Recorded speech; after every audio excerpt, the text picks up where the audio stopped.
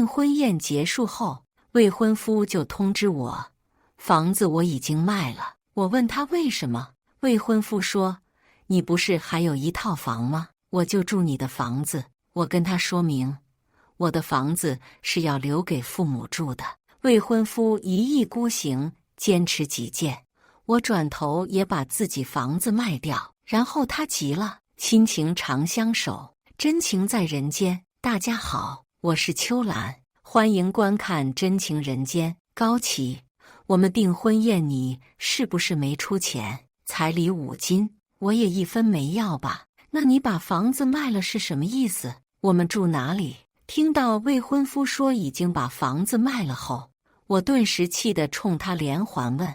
我和高启是家里亲戚介绍相亲认识的，性格合得来，话题也能聊到一块去，所以相处半年后，我被催婚，就先和高启订婚了，想让双方父母图个安心。可我没想到，高启订完婚就把他的婚房卖了。面对我的质问，高启满不在乎地说，不就卖个房子吗？你的那套学区房也可以当婚房住啊。说到后面，他还半开玩笑半认真地调侃我，怎么，我把房子卖了，你就不打算跟我结婚了？你不会那么拜金吧？我当场就被气笑了。拜金？我们这结婚彩礼都是18万，最低档也得6万6。你说你的钱都拿来投资了，手上没有闲钱。我一没找你要彩礼，而没找你要金戒指、金手镯，怎么最后我就成拜金女了？我一直秉承的理念就是势均力敌的婚姻。我可以不要彩礼，不要5金首饰，也不要什么婚礼场面，但我有的，男方也必须要有。高启是我相亲认识的，能走到一起，就是看中他有一套房子，反之，我们也不会走到今天。而他如今却在订婚宴结束后，把我们即将结婚的基础给卖了，我怎么能不生气？老婆，我卖房子又不是去吃喝嫖赌，我是去投资，用钱生钱。我忍不住失笑，你以为投资那么好做的？谁家好人有能挣钱的路子，不自己私藏着，会拿出来跟人分享？高启，你能不能成熟一点？我要的并不多，一个老实本分的丈夫，一个孩子未来脚踏实地的父亲。可他却觉得挣钱这件事似乎很容易一样。高启脸顿时一黑，怎么跟你沟通这么费劲呢？我又不傻，亏钱的买卖我肯定不会去做的。说到后面，他意识到自己态度有些过火，深吸了几口气，用缓和的语气对我说，老婆先别生气，你不是还有一套房吗？咱们结婚就先住你那套房里，等我挣钱了，我给你买个大房子。海景房，男人惯用的伎俩，就是给女人画大饼。可惜他画错了人，我们是相亲认识的，说有感情有点假，倒不如说是婚搭子更合适。婚礼推迟吧，你什么时候把房子赎回来？我们什么时候再结婚？今天不早了，你先回去吧。今晚的聊天话题让我心情很沉重。道理上，我理解那是他的资产，他有权做任何决定。感情上，我难以接受，心里没有安全感。经过一番思想上的斗争，我去找了很久没联系的大学律师同学，简单咨询后，同学一句话就把我问愣住了。老同学，你确定他真的拥有房产吗？我僵硬的点头。我见过高启的房产证。同学又问，那你有看到登记他名字的产权证吗？这也很重要的。我没有接话了。这一刻我猛然意识到，自己似乎从未真正见过他的产权证。之前高启给我发过的产权证照片只有包装外壳，我不疑有他，所以压根就没看内容。见我迟迟不说话，同学问我，你说他卖房子投资，平时他投资情况如何啊？我忍不住摇头，之前没听他说过，就最近突然说的。你去查他信用记录了吗？有没有外债？我又摇头，没有。同学忍不住扶额，你俩都快结婚了，怎么问你这个也不知道，那个也不知道？我尴尬极了，都是头次结婚，哪能想到那么多？我和高启就只是一起去医院做了个婚检，互相确认身体健康。至于其他的，除了根本没考虑那么深远，主要是不好意思跟高启问关于钱的事情。除了相亲那天问了一些简单的经济问题，后面我就没问过了。如今细细回想，同学的话让我坐立难安。对于高启，我还是了解的太少了。同学见我迟迟不说话，叹了口气说：“抛开专业的问题不谈啊，反正我是没听过，刚订婚就卖房子，然后还要求住女方家里的。而且你刚刚不是说了吗？彩礼什么都没要，他连个房子都不愿意给你留。反正如果换成是我肯定不愿意。”回去后，我在社交平台查了很多类似的帖子，越看心情越是沉重。最后实在是忍不住，决定试探一下高启。晚上平复好心情，我给他发信息：“启，我想了一下，觉得你说的有道理。现在房子不像以前了，一点也不保值。”高启立刻回信息：“你能这么想就太好了。这几天你也不回我信息，我以为你还在生气呢。”完事还发了个可爱的抱抱表情，给我发了个语音：“亲爱的，你是全世界最善解人意的妻子，是我误会你拜金了，老婆我爱你。”不知怎地，忽然起了一身鸡皮疙瘩。我顿了下，继续给他发信息。话说回来，如果结婚的话，我们就只能租房子了。高启发了个问号，接着问：“租房？你不是有房子吗？”哦，我懂了，你是想把小房子卖了，换一套大房子，对吗？这个决定我支持，不过我暂时拿不出钱，我的钱正在投资呢。你先自己出钱垫着就行，以后结婚有小孩了，咱们得为孩子着想。我鬼使神差地回了句：“你手里一点闲钱没有？”这一刻，我脑海里忽然回想起和他认识开始以后，关于钱的问题，他的态度。订婚的时候，他说钱都拿来买房子，没有闲钱给彩礼。订婚的戒指，他也是从淘宝上99包邮买回来的假货。突然，我像是想到了什么，冲进卧室，从抽屉里翻出一串项链，翻出项链包装盒上的条形码，然后拍下照片发给旗舰店客服，询问项链的真伪。这条项链，高启说他是花了5万多买的。客服很快回复一大串字，说条形码是真的。我心情稍稍好了些，往下继续翻阅的时候，注意到这条项链购买的时间居然是3年前。他骗我，3年前我根本不认识他，而且条形码只能证明包装盒是真的，不能代表项链也是真货。怀疑一旦产生，很难再有信任。这一刻，我忽然变得格外清醒，对利益的得失也十分敏感。我认为自己是个足够经济独立的女性。高启每次送我东西，我都会回馈同样价值礼物。可现在，我只觉得自己太傻了，他居然好意思提议让我自己出钱自己买房，然后他1分钱不花，跟我一起住。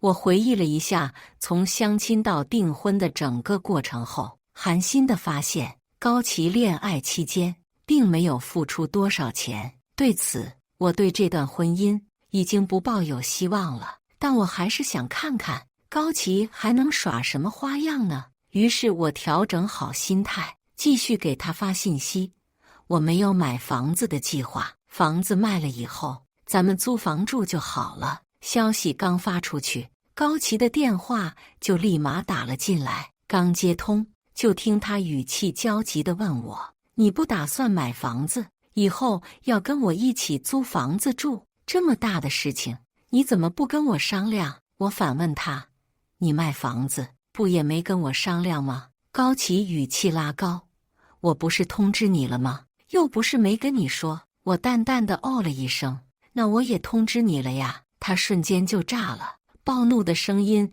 听着有些吓人。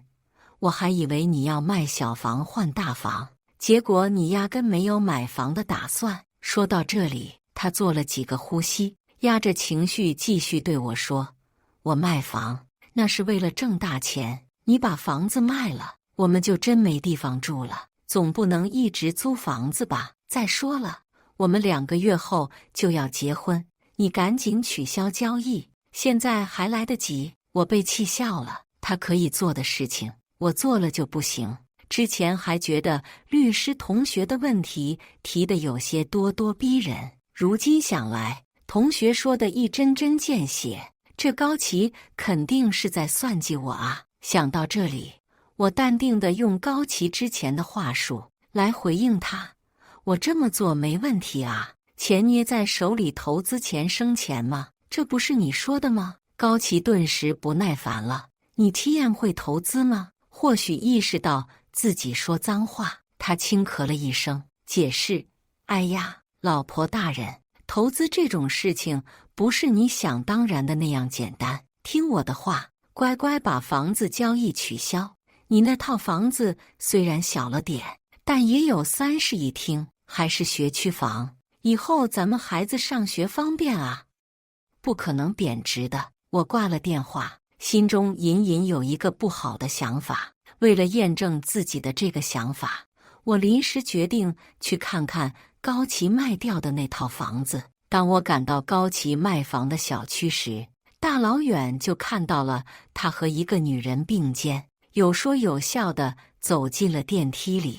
看着电梯缓缓停在27楼，我立刻打开手机，默默点开扫地机器人的 app。高启不喜欢搞卫生，之前他送给我一台价值3000元的工作2手手机，于是我就给他也买了一款同样价值的扫地机器人。扫地机具备摄像功能，原本是为了方便主人远程遥控，将家里角角落落不好清扫的地方做一个人为控制的操控清扫，如今却成了我偷听偷看高启和那个陌生女人的秘密监控。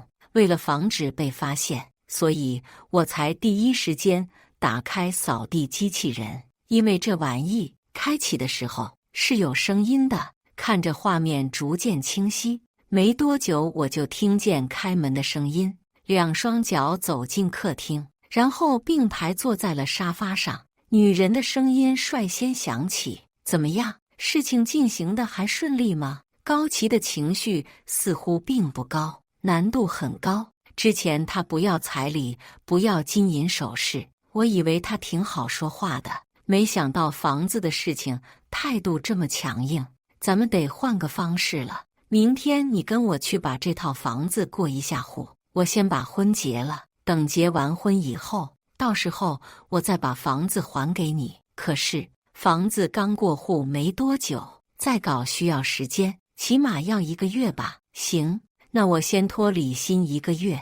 听到两人的对话，我的心凉了大半截。和高启说话的女人是谁？愿意把房子暂时过户给高启，说明女人很信任他。首先排除是高启的姐姐或者妹妹，因为他说过自己是独生子女。难道这个女人是他的相好吗？我摇了摇头，甩掉这种不成熟的想法。如果是男女那种关系，那这个女人不可能会让高启跟我在一起。我接受不了跟别的女人分享自己的男人，我相信别的女人也是一样的想法。我的学区房和高启房子是相邻的小区，2栋楼挨得很近，隔着2堵小区的墙，中间有一条单行道，直线距离也就不到20米。所以日次我找了个时间去了高启家，敲开门后是个女人。你是？女人疑惑地看着我，她假装不认识我，我直视她，打量着她，个子不高，身材匀称，有一种小女人的味道。我皱起眉，这里不是高奇的家吗？你是谁？怎么会在这里？高奇是谁？他装不懂，但又表现出一副刚刚反应过来的样子。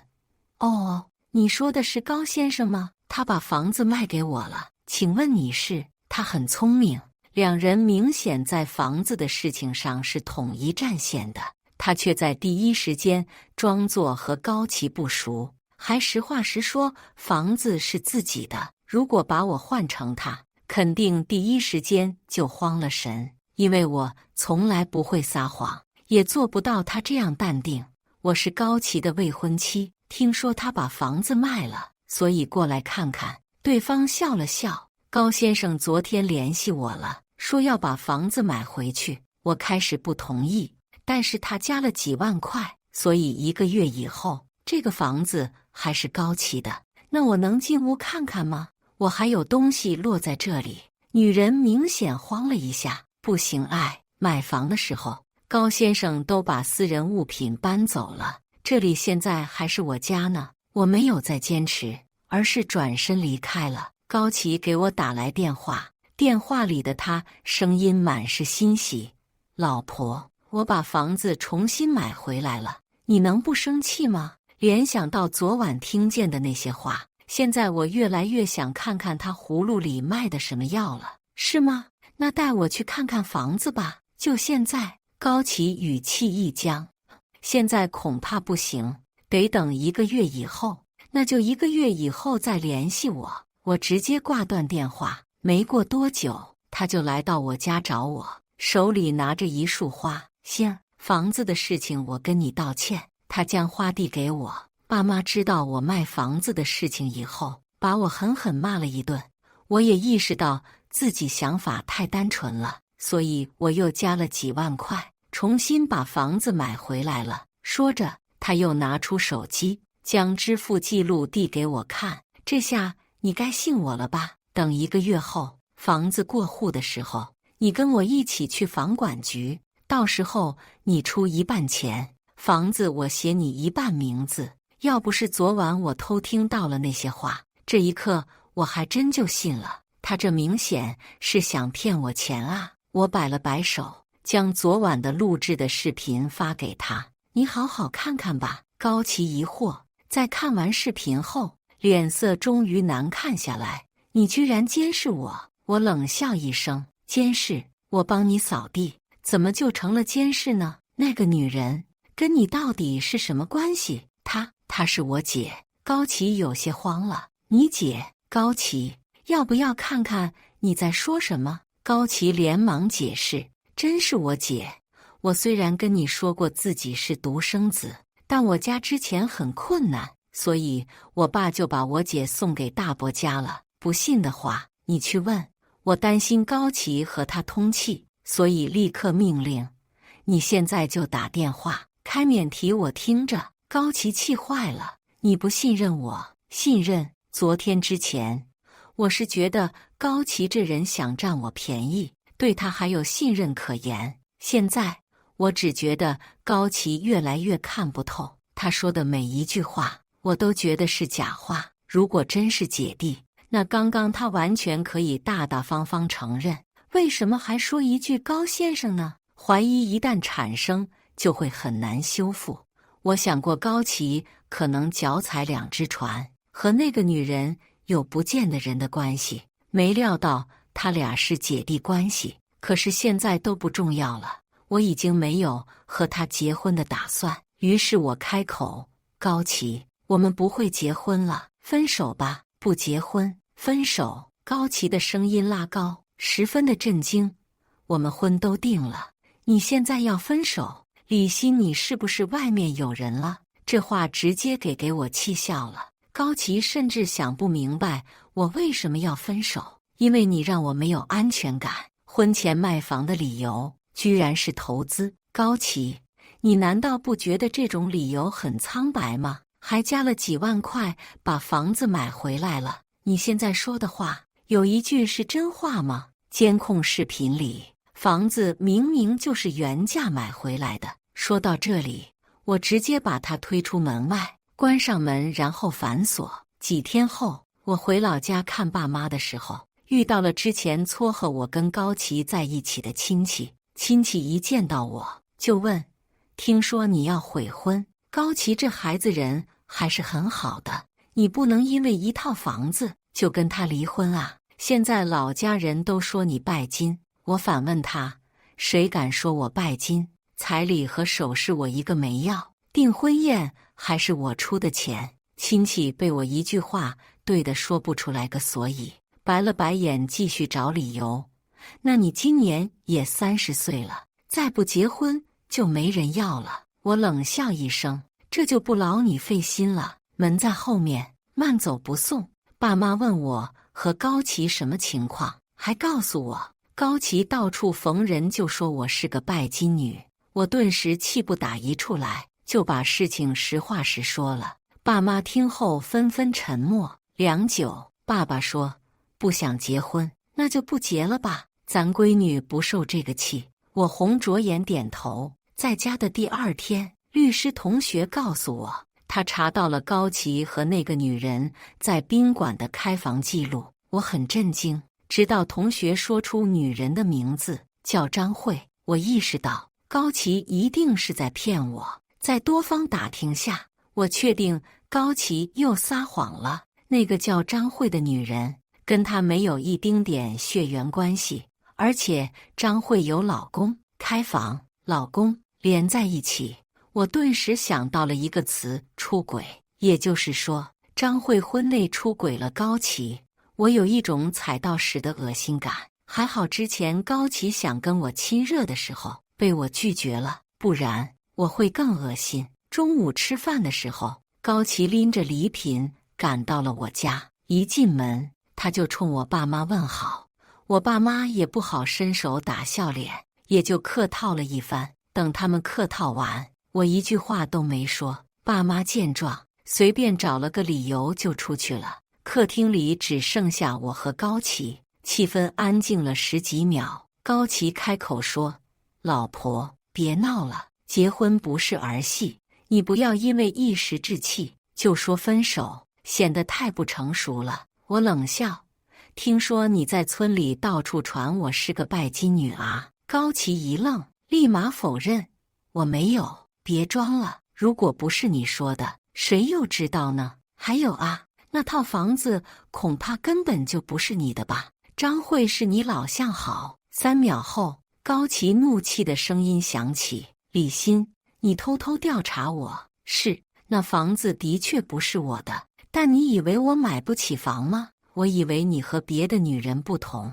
没想到你跟他们一样无志。”高琪破防了，但他的话并没有对我造成任何影响，所以短暂停顿后，我淡定开口：“我物质也拜金，所以我们不合适，早点散，对你我都好。”高琪被我的话噎住，过了会儿，低三下四的开口：“李欣，你不要开这种玩笑，我们还有不到2个月就要结婚了，我家里亲戚都通知好了，你现在说分手，让我面子往哪儿搁？”说着，他眸色深沉，似是嗤笑一声：“再说，你今年都30了，村里姑娘大多18、19岁就结婚，你已经是老女人，除了嫁给我，谁还会要你呢？所以李欣，你别再无理取闹了，到时候搞得我们2家人都挂不住脸，让村里人笑话。况且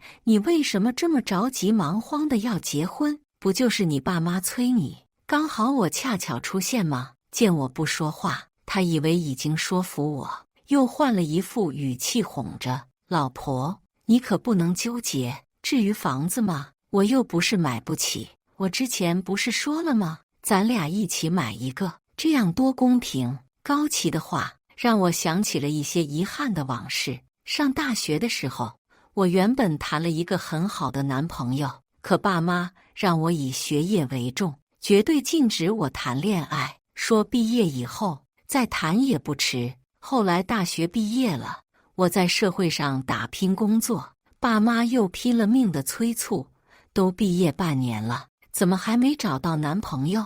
他们以为男朋友是一个商品，随时随地想要就能有。如果合适的男人那么容易找到，世界上又怎么会有这么多像我一样的大龄剩女？我用5年时间稳定工作，转眼间就快到30岁。爸妈开始变招法儿，逼我相亲，不停地安排相亲对象。尤其是过年的时候，我最高纪录一天像8个。直到遇到高奇，他虽然长得不好看，个子没我高，可我们能聊得到一块去。迫于家里的威压，我只能硬着头皮去谈。另一方面，可能也有自暴自弃的原因吧。我想着就按着家里人的意思来，反正以后出事了，赖不着我，也没人敢说我不对，所以我就和高奇订婚了。高奇，别以为我不知道你做的那些肮脏事情，你走吧，别逼我骂人。高奇见我怎么也哄不好，干脆也不装了，指着我就骂：拜金婊子！我真是看错你了，你以为老子稀罕跟你结婚，把之前约会吃饭还有买礼物的钱统统还给我。我气到爆炸，再也忍不住好脾气，指着他骂：滚！你给我滚！爸妈听着声音进了屋，妈妈牵着我的手问怎么了，我爸直接拿着拖把将高奇撵出了屋。我委屈地哭了起来，哭得上气不接下气。我妈心疼极了，眼泪也跟着落下来。妈道：我后悔了，妈当年不该逼着你和学校那个男同学分手，他是咱们隔壁村的，听说现在不仅在城里买了房子，有房有车有存款，还娶了个漂亮媳妇。我看了他媳妇，也就一般般，不如我女儿1/10。我爸听后忍不住脸一黑，都什么时候了，你还比这个比那个的，女儿的幸福最重要。这门婚事我看必须得退。高奇这个家伙真的是满嘴谎话，父母和我站在统一战线，很多事情做起来就顺利很多。虽然他们的想法不一定对，也经常会打着为我好的旗帜去做事，但我从未怀疑过他们口中的为我好这3个字。可我还是小看了退婚难度。第2天临近中午的时候，爸妈回来后脸色都非常的难看，一问之下才知道高家居然不同意退婚。我被气得不轻，打电话质问高奇为什么不同意退婚。高奇冷笑：你以为结婚是儿戏吗？你已经上了我们家族谱，这个婚必须结，不结那就赔族谱钱。我听后只觉得离谱，上个族谱就是他家媳妇了，而且族谱这玩意还是当初订婚时他们家拉着我上的。我冷笑一声：好啊，那我们法庭见吧，我会告你。中午的时候，高奇父母拎着礼物亲自登门，高奇没有出面，我自然也不会出面，由双方父母交流就好了。我在闺房听着外面全部对话，弄清了高奇爸妈的来意，还真如高奇电话里说的那样，赔族谱钱，不然就不会同意退婚。双方父母都是笑着沟通交流，客客气气的，可我还是能从言语中听出火药的味道。我爸不乐意，高奇爸的意思是不乐意你也得受着。这个村子里高家人的势力大，要悔婚退婚，那就得拿赔偿款出来。我爸笑呵呵送走了高奇父母，转过身后，脸色沉底阴沉下来。这一家子畜生，当初怎么就跟他们订婚了呢？听着爸爸的怒骂，我从房间走出，安慰他：没事，咱们通过法律手段维权就好了呀，这有什么的？我妈摇了摇头：女儿啊，你不懂，这越是落后的村子，有些事情并不是讲道理就能解决的，只有弱者才会追求公平公正。我不赞同，却也不反对。爸妈有爸妈的圈子，他们在那个圈子活了一辈子，我不可能1句话2句话就反驳掉，所以我提议让他们跟我搬到城里住，因为我在城里有自己的房子，爸妈同意了。我负责联系人搬家，爸妈负责变卖村里的资产。只用了1个星期的时间，我们就搬到了城里。妈妈有些不服气，总说我和我爸太怂了，明明是人家欺负我们，为什么我们还要退让？爸爸一句话就说服了妈妈，信服着退让原则。高齐家那一支子，到高齐这一代已经落寞了。他一穷二白的，想要白嫖咱家几十年攒下的基业。你跟一个光脚的斗，吃亏的还是自己。我跟着后面附和，是啊是啊，气坏了身子不值当。可我还是小瞧了高齐。隔了2天，他居然找到了我家，因为他之前来过我的屋子，所以轻车熟路。当时只有我一个人在家，爸妈出门去菜市场买菜了，而我又忘了更换密码锁，让高齐很容易就进了屋。让我心悬起来的是，他手里捏着一把刀。你想要干什么？高齐嗤笑了一声，凑过来拍了拍我的脸。李欣，从订婚那天开始，你这辈子注定就是我的人了，你跑不了。之前你不是说厨房的刀不够锋利吗？所以我就买了一把，专门给你送过来。呵呵，我今天还有事要处理，就先不跟你说了，在家等着我哦，我还会回来的。砰！防盗门被关上的那一瞬间，我整张脸都被吓白了。过了好半天才回过神，看着桌上明晃晃的刀，我心里很清楚，他根本不是来送刀的，他这是在威胁我。爸妈拎着菜回来后，我第一时间将事情说了，然后立马联系朋友租了一间套房，当天中午就带着爸妈住过去，又联系开锁师傅把防盗门的密码改了。最后我直接把房子卖给了朋友圈一个的猛男。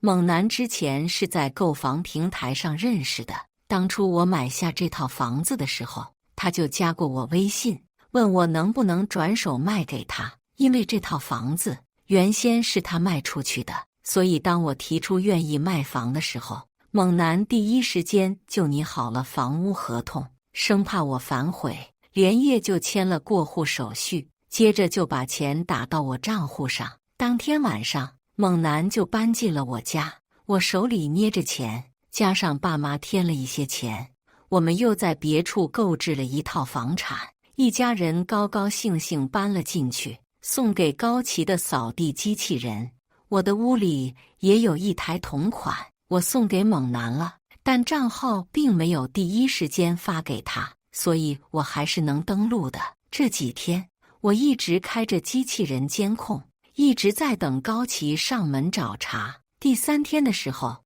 我听见手机里传来异样的声音，立马操控起来，将扫地机器人对准门口。猛男打开门，高齐看到他后顿时一愣，问：你是哪个？猛男说：我是这个房子的主人。高齐冷笑一声，对着屋里喊：李欣，你还知道找人保护自己啊？未免也太不把我当回事了。喊完，高齐就推开猛男，冲进屋内，直奔主卧。下一秒，我听见主卧里传来女主人的惊叫声，紧接着高齐傻眼了：你不是李欣？李欣人呢？女主人气疯了，就质问她老公：我被欺负了，你还看着？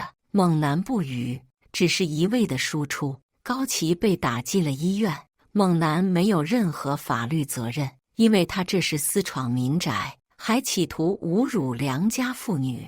我心里爽得不行，这种人就该要猛男这样的男人来好好根治一下才行。这顿打他是白挨了。有意思的是，之前的张慧不知道哪儿找来我的号码，约我去咖啡厅见一面。我赴约后得知了她的意图，由于张慧频繁买房卖房，让她的老公发现了张慧近期的不对劲，所以张慧找到我，希望我能帮她美言几句，还表示可以给我10万。我听后迷糊了，我怎么帮你美言几句？张慧告诉了我原因，原来张慧和高琪是高中同学，两人在一次聚会后，一时没忍住在一起了。然后高琪就一直纠缠他，和他保持不正当的关系，一边白嫖他的人，一边白嫖他的房子。张慧为了不让自己多金的老公知道这件事，只能乖乖就范，一边给人，一边给钱。我听后恍然大悟，联想到那天两人在房间里的对话内容，心里立刻就有了个轮廓。所以张慧是非常希望我能和高琪在一起，这样她就可以慢慢淡化和高琪的关系，脱离高琪。我说没问题，把你老公的联系方式推给我。张慧给了，我反手就把所有事情如实告知，然后装病去高琪所在的病房隔壁住下。那天阳光明媚，高琪却被打成了狗。她腿上的石膏刚刚绷好没多久，就被张慧的丈夫踢崩了。狗日的东西，老子弄死你丫的！我凑在门口看热闹，高琪被3个男人堵在屋角，被3人轮番踢打，一旁的护士拉架不成，只能在旁边干看着。张慧鼻青脸肿地坐在病床上，捂着脸低着头，一副不想被任何人认出来的样子。眼看着高琪被打得鼻青脸肿，身体多出渗血，我这才心满意足地离开了医院。从他威胁我到后来被打，其实这个过程里我基本没出多少力，也没有耗费多大精力跟心思去对抗，有的只是顺水推舟。毕竟他做的事情太招人恨了，被打也是正常。1个月后是我的生日，爸爸做了一桌子丰盛的饭菜，妈妈亲自为我订了蛋糕。我们一家3口坐在桌上高谈阔论。妈妈说以后再也不催我结婚了，什么时候遇到合适的，什么时候再结。爸爸也笑告诉我，不结婚也没事，爸养你。感谢大家的观看，欢迎大家在下方评论区讨论。如果你喜欢这类故事，记得点击订阅真情人间，并分享给更多的人，这会对我帮助很大。再次感谢大家的观看。